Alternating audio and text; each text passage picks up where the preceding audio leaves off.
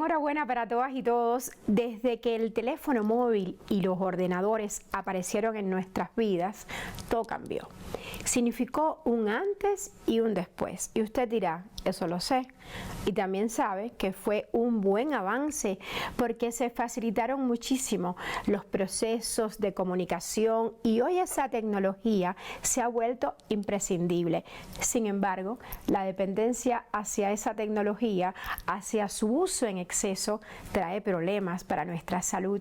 Y lo vamos a hablar sin tapujos en nuestra entrevista especial de Guía tu Cuerpo. He invitado a una experta, es psicóloga y psicoanalista, y es la doctora Lorena Sosa. Bienvenida a nuestro programa de entrevista especial. ¿Qué tema, eh? Sí, muchas gracias. Gracias por la invitación, Aisa. Me da mucho gusto estar aquí. Pues sí, como dices, la verdad es que el cambio en la comunicación a partir de las tecnologías de la comunicación e información tendría que ser principalmente positivo, pero sí creo que es importante también hablar como de lo que trae que no es tan positivo, sobre todo en nuestra salud mental. ¿Qué tanto nos afecta? Pues hay estadísticas, hay datos que dicen, ojo, peligro, estamos en un momento como de llamarnos a pensar y a reflexionar al respecto. Yo creo que todavía es muy pronto para tener datos estadísticos del malestar y es complicado tener datos estadísticos por algo que a mí me parece interesante, que es difícilmente una persona llega a decirte a una consulta, vengo porque tengo tecnoadicción, ¿no? O vengo porque tengo tecnoestrés o ansiedad derivada del uso de mi computadora o de mi iPad.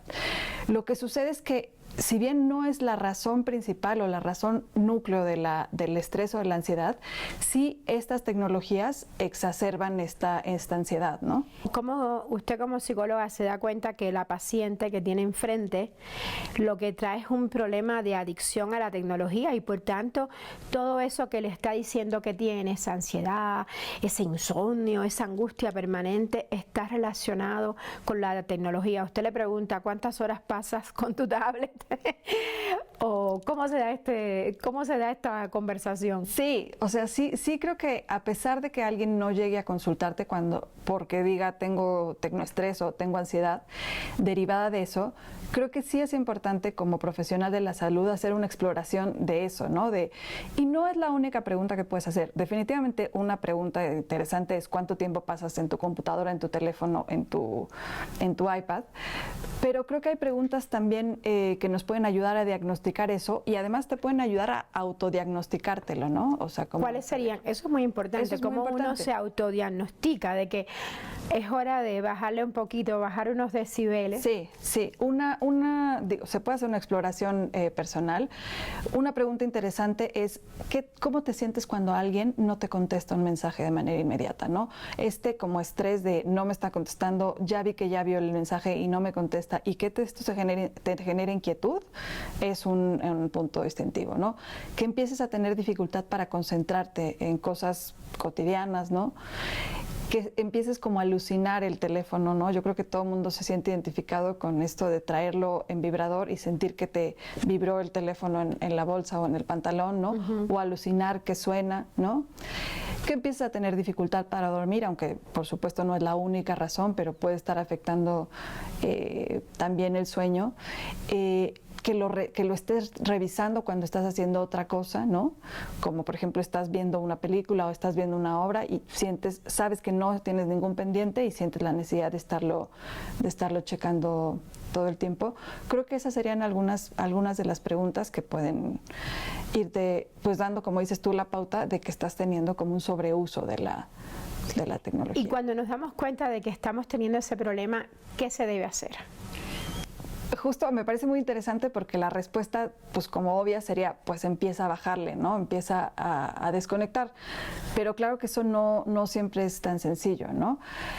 A mí me parece interesante como para poder empezar a trabajar, entender cómo funciona la tecnología a nivel de nuestro cerebro, ¿no? O sea, sin tratar de ser muy técnica, no es tampoco tan complejo, pues, pero sí es importante entender que lo que pasa en nuestro cerebro cuando nosotros necesitamos revisar nuestro celular es que bueno, existe, tú sabes, en nuestro cerebro un neurotransmisor que se llama dopamina, ¿no?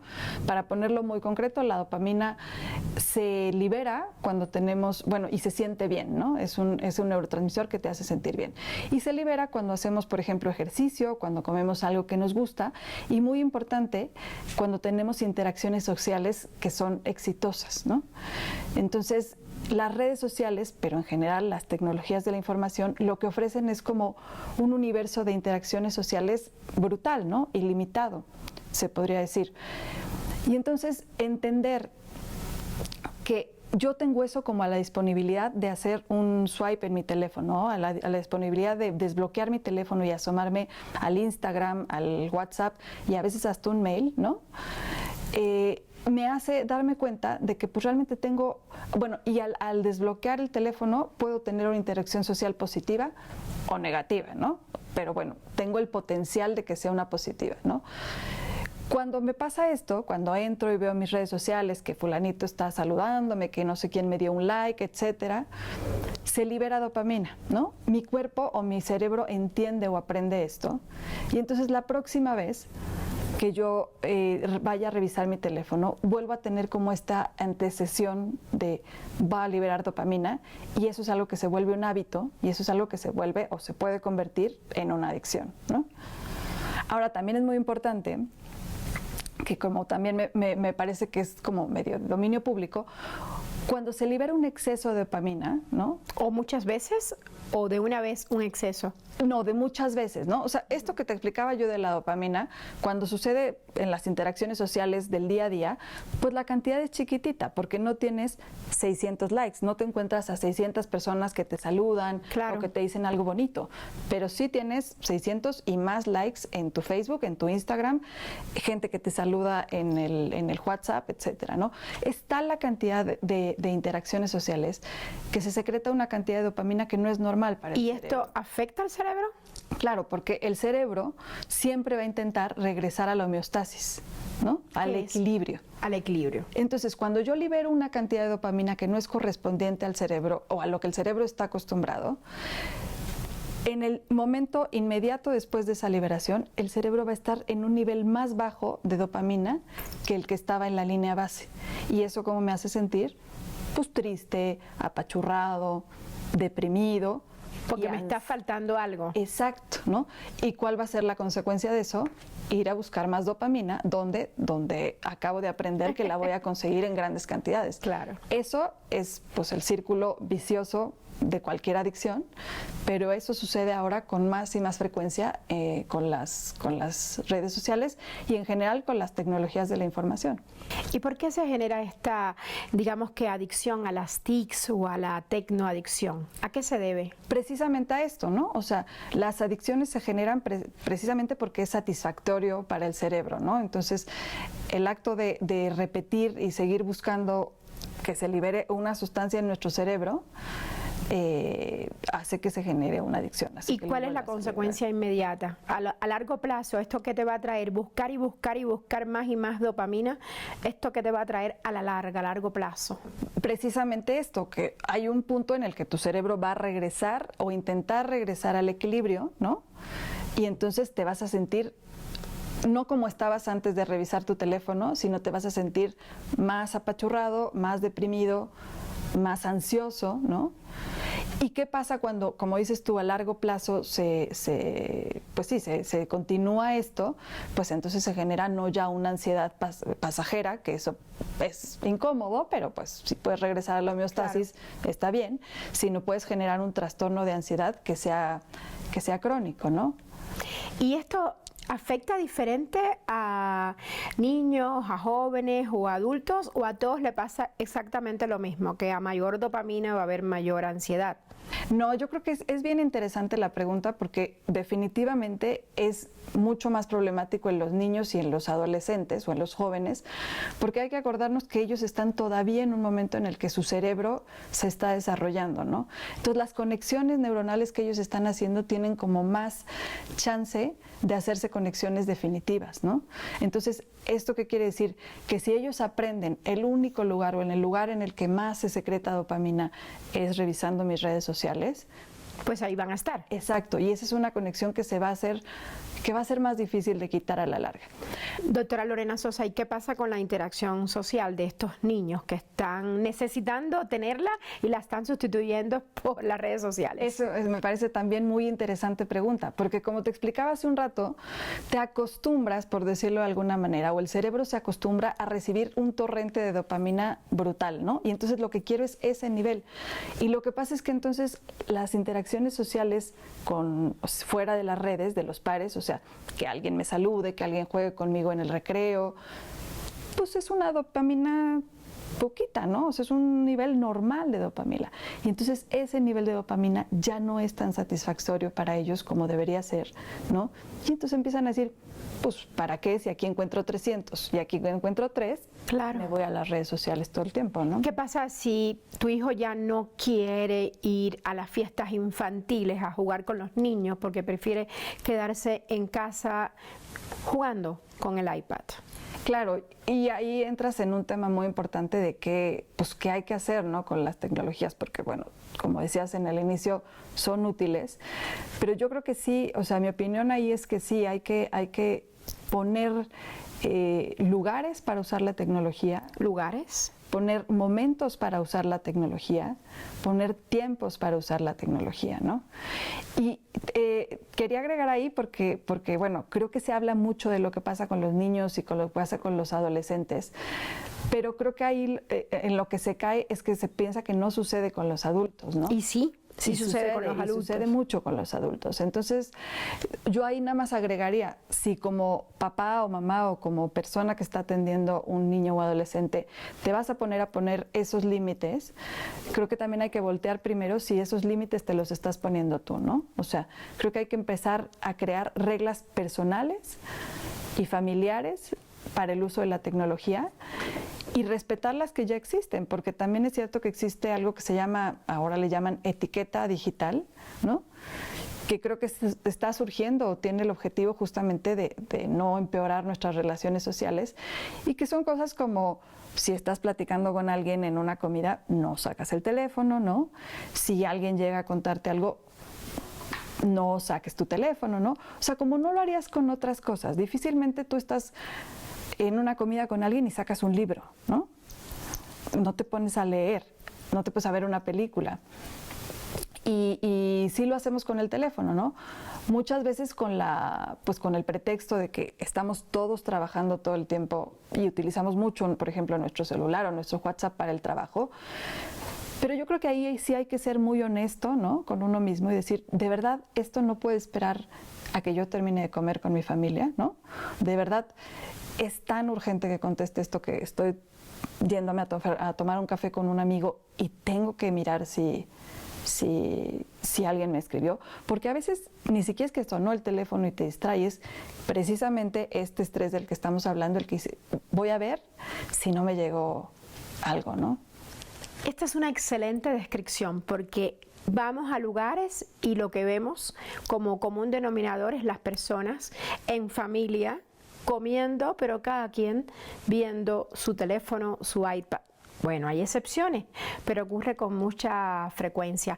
Le propongo que hagamos una breve pausa y luego continuamos con el tema. Así que atentos, vamos a seguir hablando de qué pasa en nuestro cerebro cuando usamos en exceso la tecnología.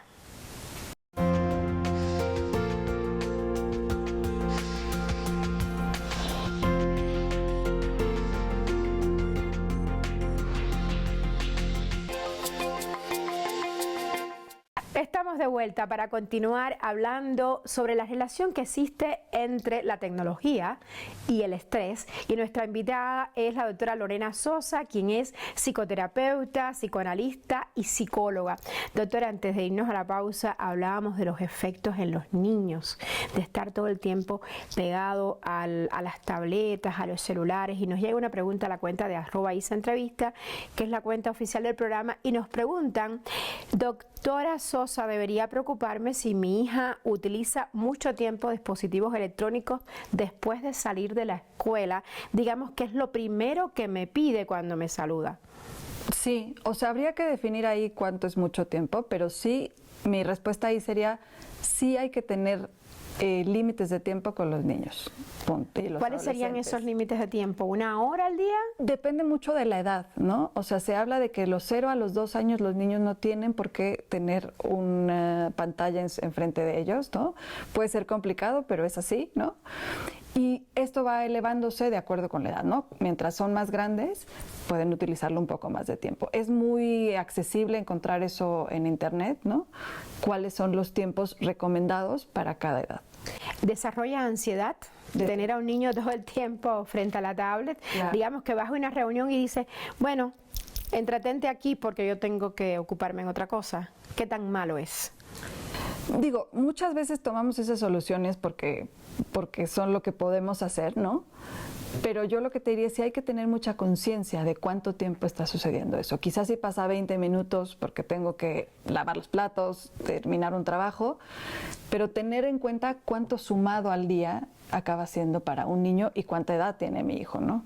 ¿Cuáles son las razones principales de que una persona desarrolle mucho estrés al estar todo el tiempo con el celular trabajando? Pongámoslos en buen plan, trabajando, sí. ¿No? Ni siquiera porque está detrás de las redes sociales, como cuando vas a una estética que ves de pronto todo el mundo pendiente de las redes sociales, incluso la que te está pintando las uñas, ¿no? Sí. Sí, es verdad, ¿no? Tienen que ser redes sociales para generarlos el tecnoestrés, ¿no? La razón principal es la cantidad de información y la inmediatez de la información, ¿no? O sea, pasan dos cosas. Creemos que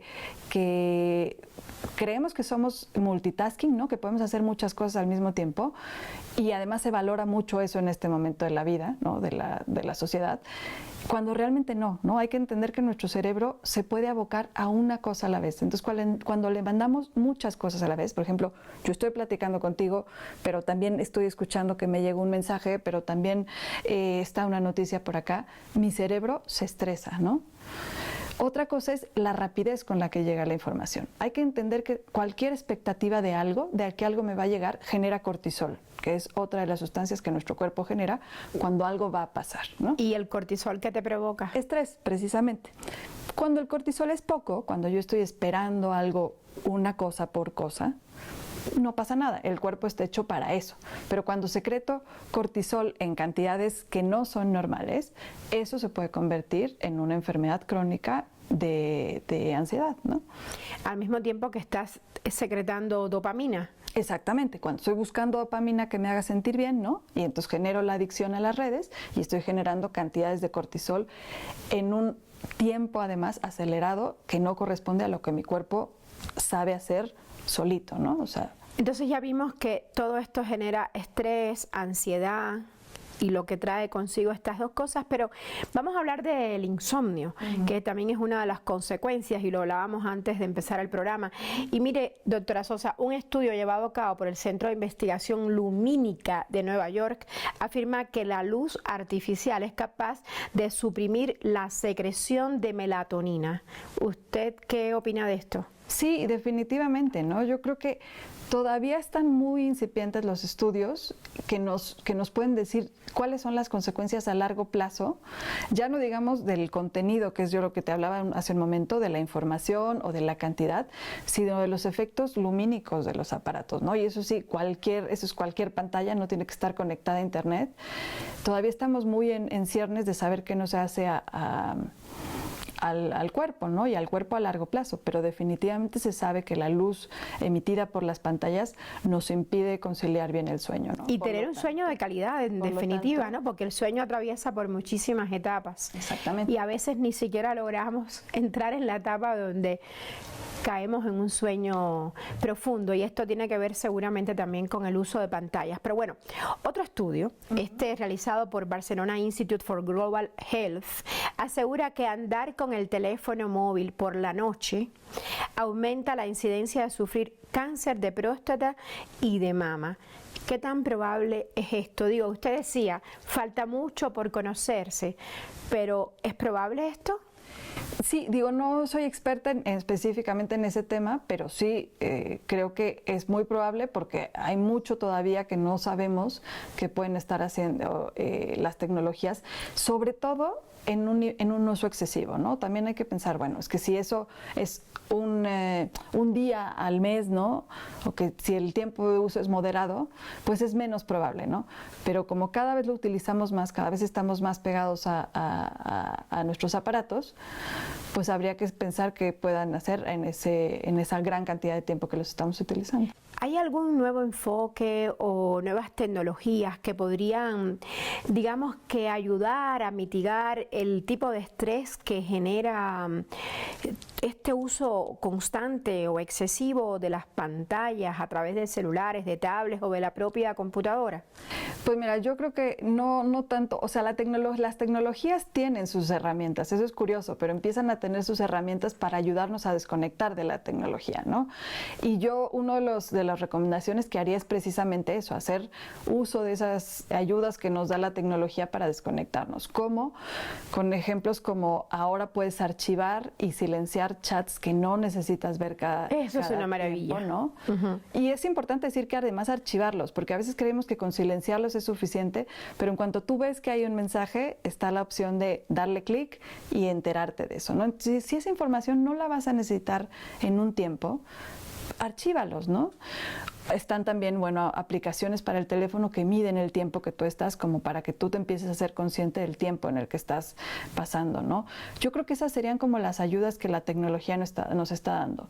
Pero sobre todo creo que hacer conciencia de que en general, sé que se usan para trabajar, pero en general el uso que le damos a la tecnología, el tiempo que utilizamos la tecnología, depende de nosotros, ¿no?